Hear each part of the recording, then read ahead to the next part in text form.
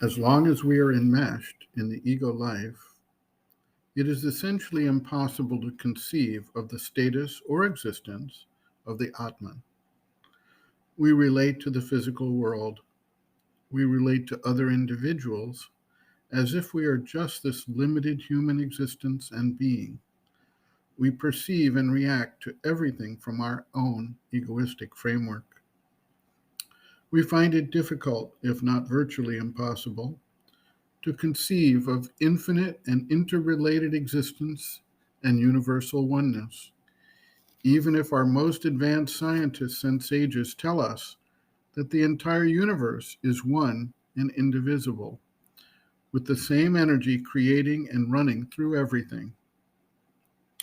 When we conceive of our death, we either believe that there is nothing afterwards, or we accept the tenets of our religious teachings, which either point to a form of rebirth or entry into some kind of afterlife, of a heaven or possibly a purgatory or hell, within which we will be reunited with our family and loved ones in the form that we experience ourselves and them in our current lifetime.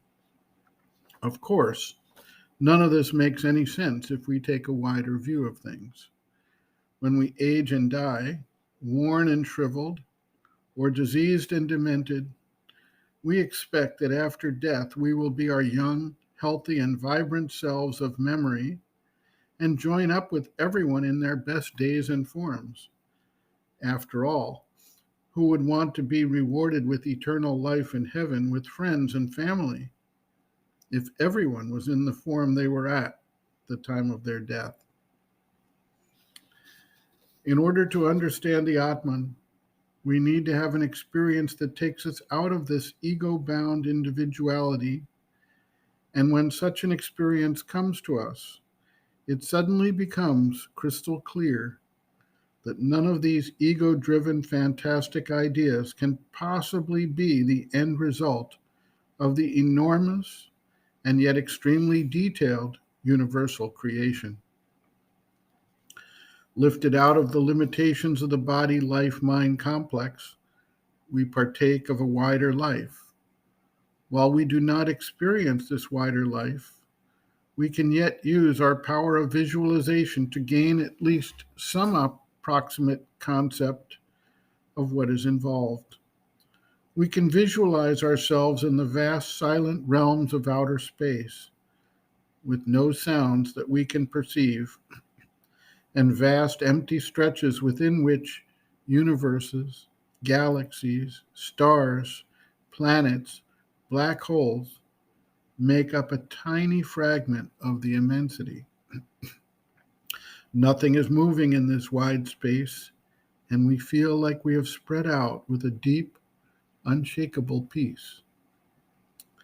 This space is a representation of the container within which the universal creation forms and carries out its activity. It is not disturbed by the activity, but holds it without comment or response, observing, at peace, and still. We can move our standpoint from one object to another without losing the sense of unity with everything else that is created, standing apart, even while viewing from an individual perspective, experiencing the individual as a portion of that larger existence. We can visualize each cell in our bodies as having its own level of awareness and existence, separately living, yet part of a larger unity that we call ourselves. The cells cannot exist without the larger being. The larger being does not manifest without the cells. The energy that enlivens both is the same energy, which itself comes from another aspect of the universal creation. Sri Aurobindo writes, quote, "The self is felt either as universal, one in all, or as universalized individual, the same in essence as others, extended everywhere from each being, but centered here. Of course, center is a way of speaking because no physical center is usually felt. Only all the actions take place around the individual. Everything acts in the self. The whole play of nature takes place in the self, in the divine. The self contains the universe. The self or Atman is inactive. Nature, Prakriti, or Shakti acts. When the self is felt, it is first an infinite existence, silence, freedom, peace that is felt. That is called Atman or self.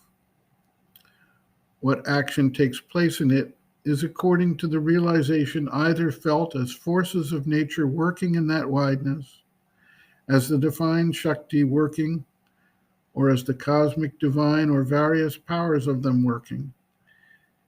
It is not felt that the self is acting. End quote.